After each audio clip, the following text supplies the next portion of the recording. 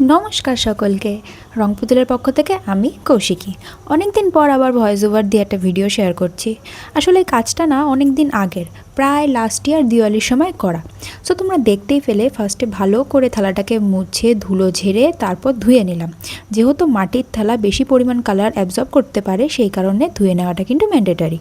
এরপর আমি direct colour করা শুরু করেছি।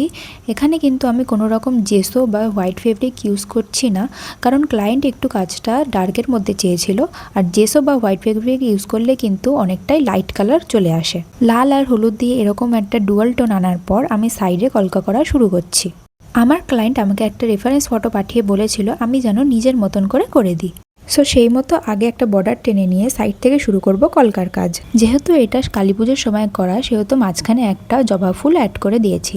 ভিডিওটা আর কন্টিনিউ করতে পারিনি, একেবারে ফাইনাল লুকটা তোমাদের সাথে শেয়ার করছি। তোমরা জানিও কেমন লাগছে। এটা ছিল বেসিক্যালি একটা পঞ্চপ্রদীপ থালি সেট। তোমরা যদি 14 প্রদীপ থালি অথবা আইবুড়ো ভাতের জন্য থালি সেট অর্ডার করতে চাও, তাহলে স্ক্রিনে দেওয়ার নাম্বারে হোয়াটসঅ্যাপ করো। দেখা হচ্ছে নেক্সট ভিডিওতে।